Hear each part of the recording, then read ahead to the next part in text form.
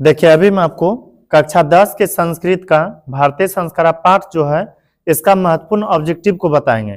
यदि आप इस वीडियो को शुरू से आखिर तक देख लें तो यह निश्चित रूप से कहते हैं कि आपका एक भी ऑब्जेक्टिव बोर्ड एग्जाम में इस पार्ट से नहीं छूटेगा, क्योंकि इस वीडियो में हम वह सभी ऑब्जेक्टिव को बहुत आसान भाषा में बताने वाले हैं जो कई बार बोर्ड एग्जाम में पूछा गया है और आने वाले समय में जो एग्जाम होगा उसमें भी पूछा जा सकता है।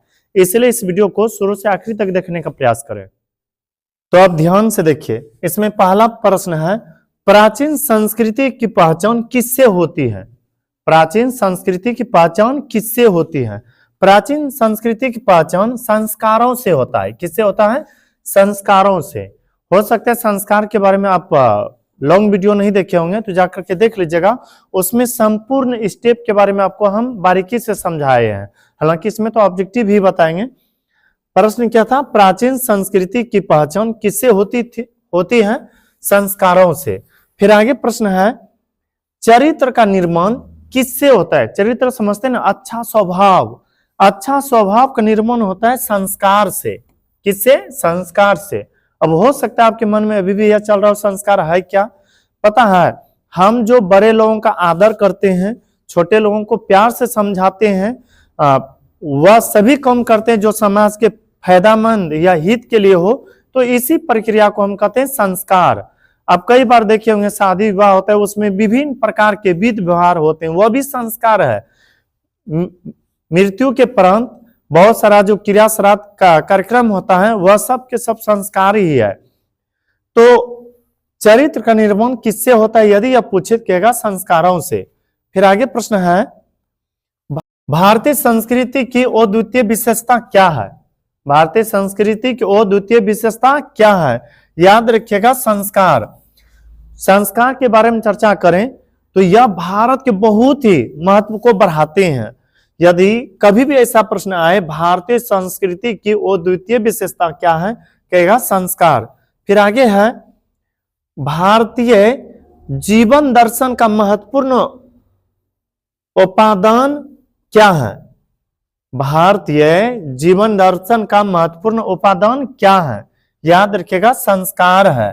भारत में जितने भी लोग होते हैं वे सभी के सभी काफी संस्कारी होते हैं। क्यों? क्योंकि संस्कारों वाला देश भारत को कहा गया है। फिर आगे है, भारतीय जीवन दर्शनस महत्वपूर्ण पादनम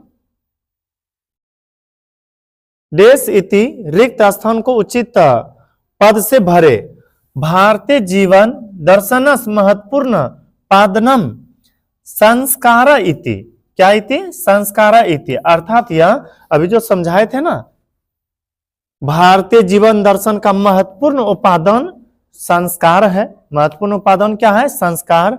भारतीय लोग जो भी होते हैं वह काफी संस्कारी होते हैं, चूंकि यह सब संस्कार की राह पर चलते हैं। जात कर्म किस संस्कार में आता है? जात कर्म जो आता है ना, वह शैशव संस्कार में आता है। किस संस्कार में? शैशव संस्कार में। देखिए, संस्कार होते हैं 5 प्रकार के, लेकिन कुल संस्कार 16 होते हैं। कुल संस्कार कितने होते हैं? 16, जिसमें स्टार्टिंग जो होता है जन्म से पूर्व 3 संस्कार होता है और शैशव अवस्था में 6 संस्कार होता है। शैशव अवस्था का ही यह एक अंश है जात कर्म। जब किसी बच्चों का जन्म होता है ना, उसका नामकरण होता है और जातिकरण भी होता है, अर्थात बच्चों के जन्म के पश्चात वह किसी विशेष जाति के नाम से जाने लगते हैं, लोग जानने लगते हैं उनको। जात कर्म किस संस्कार में होता है? कहेगा शैशव संस्कार में। किस संस्कार में? शैशव संस्कार में। संस्कार के कितने प्रकार हैं? बताइए, संस्कार के कितने प्रकार है? 5 प्रकार है। जन्म से पूर्व यह 3 है, शैशव अवस्था में 6 है, उसके बाद बचपन में अर्थात शिक्षा रूपी संस्कार में 5 है। शिक्षा रूपी संस्कार 5, एक विवाह संस्कार हो गया। इस तरह से हो जाता है 6 5 11, 11 3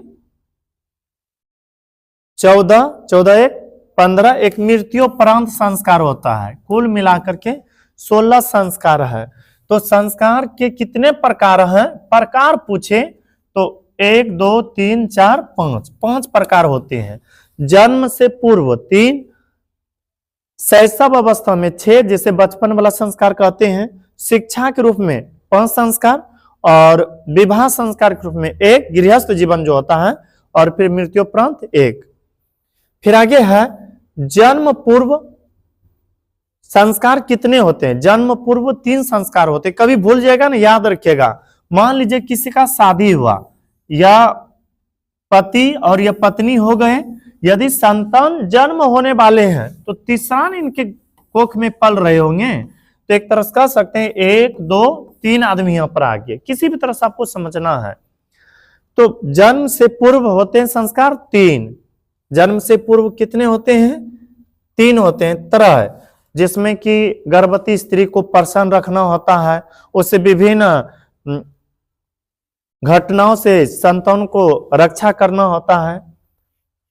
फिर आगे है शैशव अवस्था अर्थात बचपन के संस्कार कितने होते हैं। याद रखिएगा, शैशव अवस्था में 6 संस्कार होते हैं। यदि कभी भूल जाएगा ना, बचपन अर्थात जब किसी बच्चों का जन्म होते हैं तो उसके बाद 6 दिन के बाद उसका छठी छिल्ला होता है। छठा दिन छठी छिल्ला होता है।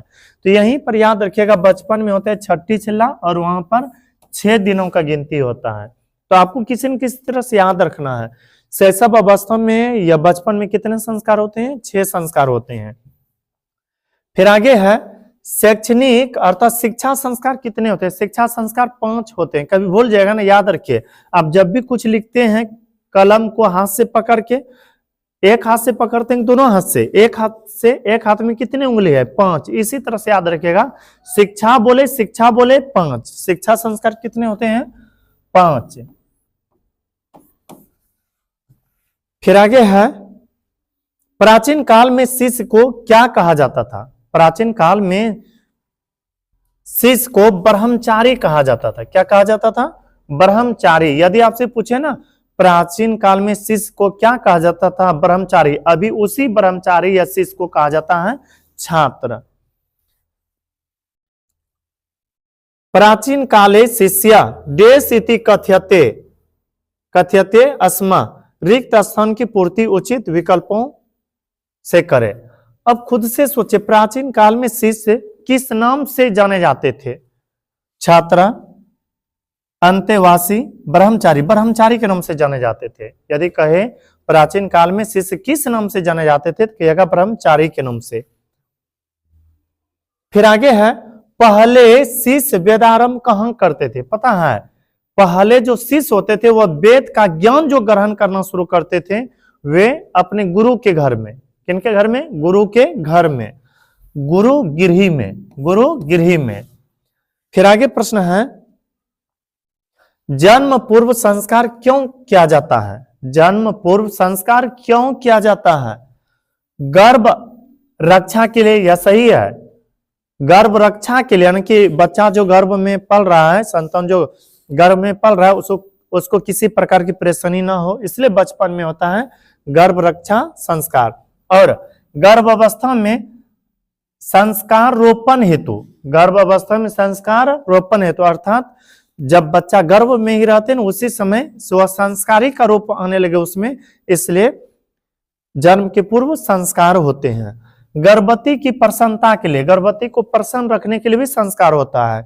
एक तरह से यह जन्म के पूर्व यदि कहे संस्कार क्यों होता है, कहेगा गर्भ रक्षा के लिए, गर्भ अवस्था में संस्कार रोपण हेतु, गर्भवती की प्रसन्नता के लिए, इनमें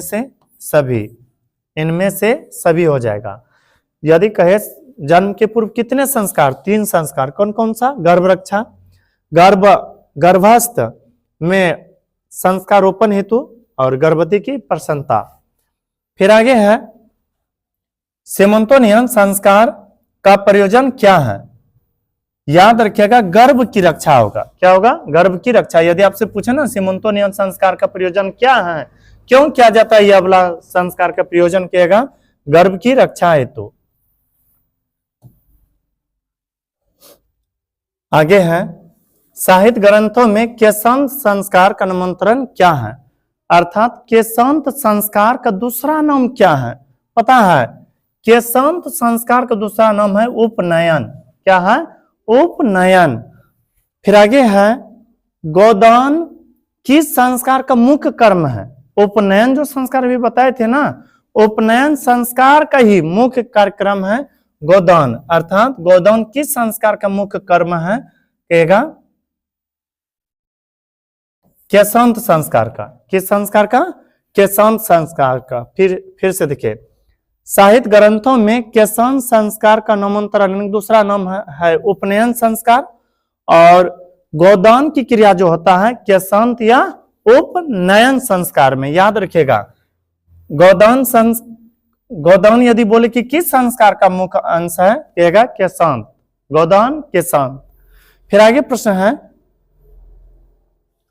केशांत संस्कार कहां होता है? केशांत संस्कार कहां होता है? यह संस्कार गुरुगृह में होता है। गुरुगृह में, अर्थात जब संपूर्ण शिक्षा ग्रहण करके ब्रह्मचारी जीवन को पूर्ण करके घर आने लगते हैं, तो उस समय केशांत संस्कार हुआ करता था गुरु के घर में। तो केशांत संस्कार कहां होता है यदि आप पूछे, कहिएगा गुरु के घर में, गुरुगृह में। किस संस्कार के साथ लोग वास्तविक गृहस्थ जीवन में प्रवेश करता है?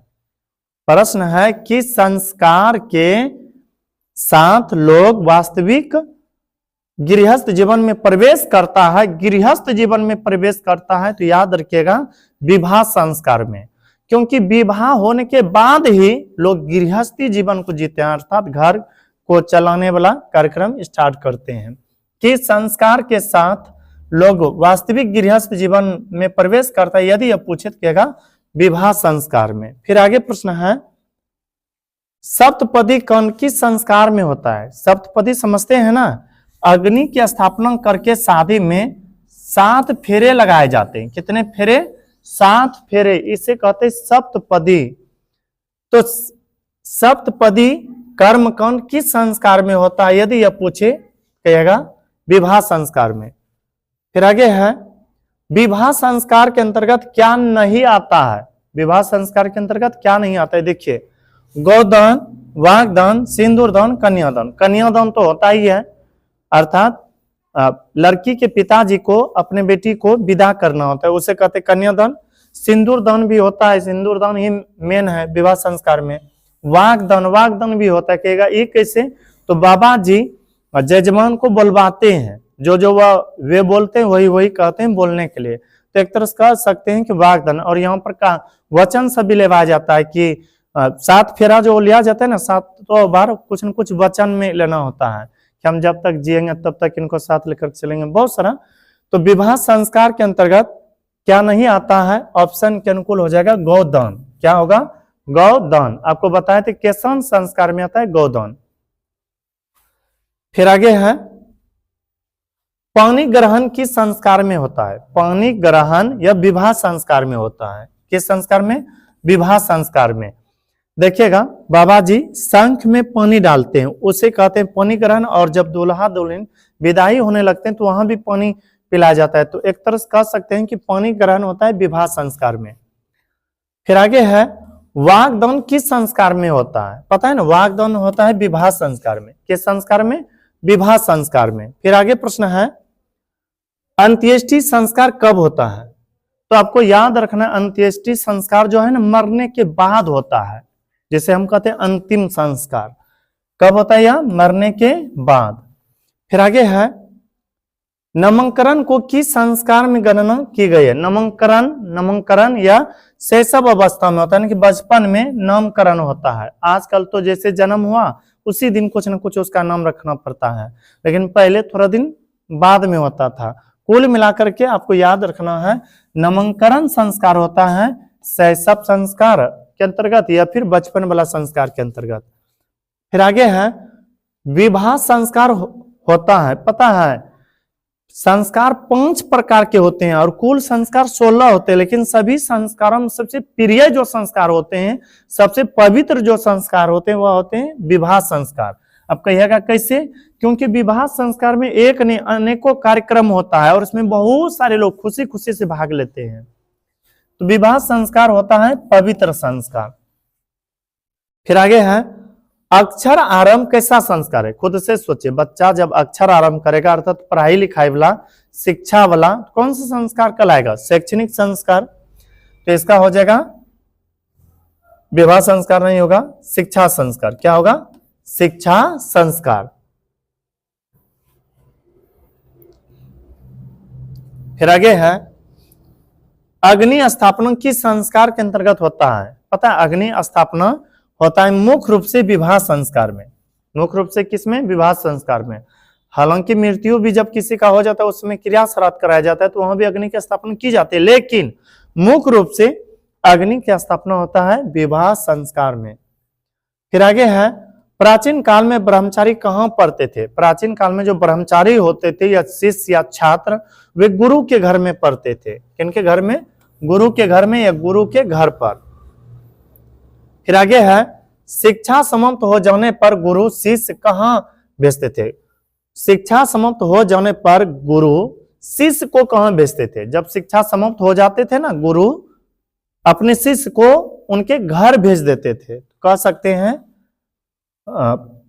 गांव में वन यज्ञ अपने घर हो जाएगा, उनको अपने घर भेज देते थे। फिर आगे है मंडप निर्माण का आयोजन किस संस्कार में होता है? खुद से सोचिए, मंडप निर्माण जो होता है या फिर अग्नि की स्थापना या फिर लाजा होम या फिर संधि मिलन, कुछ भी बहुत सारा कार्यक्रम वो किस में होता है? विवाह संस्कार में। यदि आपसे पूछे मंडप निर्माण अर्थात मरबा के निर्माण किस संस्कार में होता है? कहेगा विवाह संस्कार में।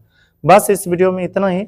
यदि यह वीडियो आपको अच्छा लगा हो तो मेरे वीडियो को लाइक कीजिएगा और अभी तक यदि चैनल को सब्सक्राइब नहीं किए होंगे तो कर लीजिएगा, ताकि जो भी इस तरह से वीडियो अपलोड करें वे आप तक आसानी से पहुंच सके। मिलते हैं किसी अगला वीडियो में, तब तक के लिए धन्यवाद।